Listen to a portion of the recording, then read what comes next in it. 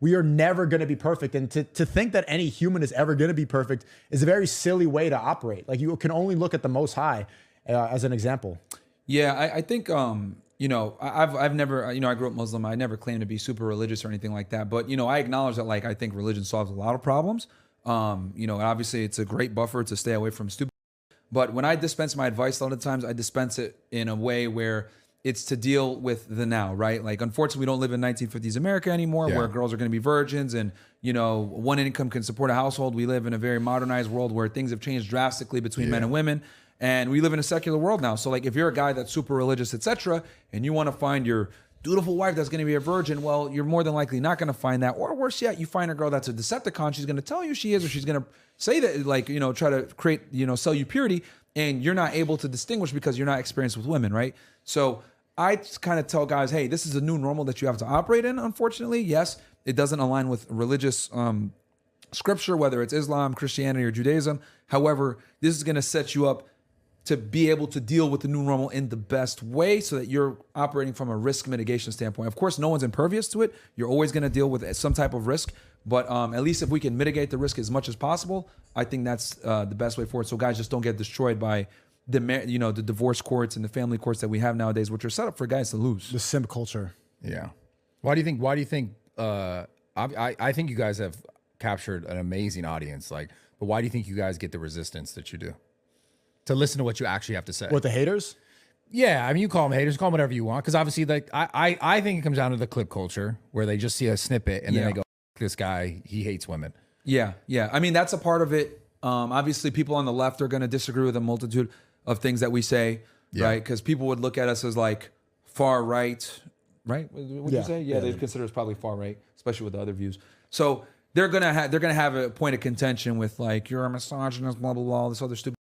But we resonate with a lot of people, and I think there is, like, you know, Trump winning in 2016 proved that most Americans have their heads on straight and they can see what's going on.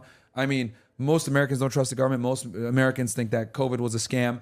And a lot of people are waking up, right? Thanks to social media and the ability to be able to put other information out there that isn't necessarily pushed by mainstream narratives.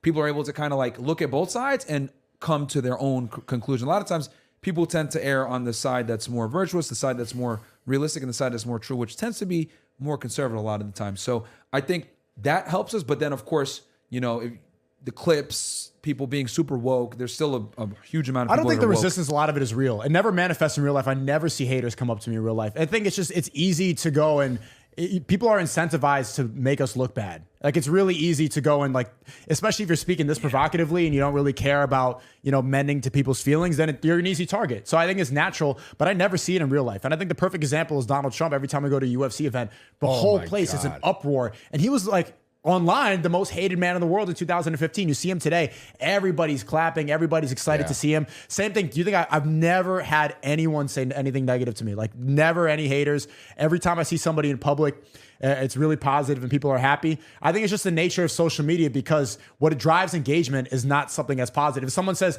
I love your work, guess how many like? I guess 3 likes. If they say, well, this, that, but, then people start to engage. Like, the internet is incentivizing you to say something negative so you can have the back and forth. There's YouTubers out there that have made like 50 plus videos on us, like talking. Like, there's way more of a market share talking about Fresh Fit or Sneako or any of these guys that tend to lean right. There's way more money to be made and way more clicks from attacking it versus, like, agreeing with it, right? So, you know, is there though? Yes. Yeah, dude. But yeah, you get way more engagement for hating. Because if you say something positive, oh, you're glazing, you're dick riding, you're a fanboy, they're just gonna go and shut you down. By saying something negative, you draw the attention to yourself instead of onto the person that's speaking the truth. And then also, like, reaction content is, like, really popular. So, like, a lot of YouTubers are reaction channels, right? Let's be honest, like, they're not necessarily original. They just react to shit all day. So, no, I'm not gonna name, but that's like a bunch of YouTubers. So, like, what are you gonna be able to do? Oh, okay. So who's easy to criticize? People that tend to be way more, like, I guess you could say extreme or whatever. Yeah. But people that tend to lean way more one side are easier to criticize.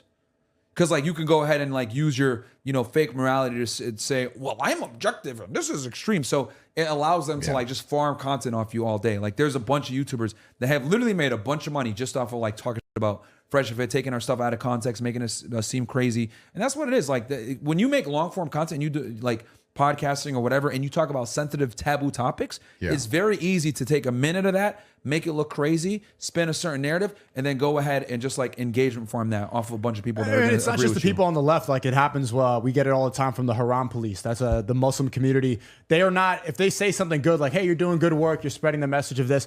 If we ever slip up, or if like I play music in the beginning of a stream, they'd be like, "That's this," and then they bring the criticism. Or if you gamble. Yeah, or something, anything like that. Yeah, I bet they're gonna go and they're gonna get more engagement. Yeah. So is there? I mean, obviously, there's no exact right way to do any of this stuff. But have you guys gotten better, or have you gotten any sort of, I don't know, like, have you gotten less hate or more hate in the last year on Twitter? Twitter is a lot of love, which is good. Because Twitter is like, if you're woke, you're gonna get kind of roasted on there. But so then again, funny. there's like factions in Twitter. Like I there's a love woke Twitter. side, there's like black Twitter, there's woke Twitter, there's conservative Twitter, there's white Twitter. Like there's a whole bunch of different things. So Twitter's just a battle all the time. It's like, yeah. So I would say, there's always going to be hate because, like, like all it takes is one clip to go viral, and then I just get you're gonna, because when a clip goes viral, it gets exposed to people that don't like you, don't know you, etc., and they'll look at it like, what the hell, this guy's crazy. So a lot of times they'll be negative, but what ends up happening is it's interesting because like you'll go viral, and they'll be like, let me look into this guy a little bit more, and then they're like, oh damn, you guys provide info on this, you guys provide info on that, how to make money, how to get girls, how to invest in real That's estate. how I found Myron, was from a hate video. And then I Which started one? Which one? I don't want to give him attention, but like, Got it. yeah, just reaction videos like, oh, fake alpha male. I'm like, well, actually, I started watching the podcast. Oh, they're making good points. And now it's funny. I get the same exact hate people saying the same stuff about me. It's funny because I've never called myself an alpha male. Never. I've never said that either. Yeah, like, isn't it funny? Like, I think they've made like videos on you saying, look at toxic alpha male.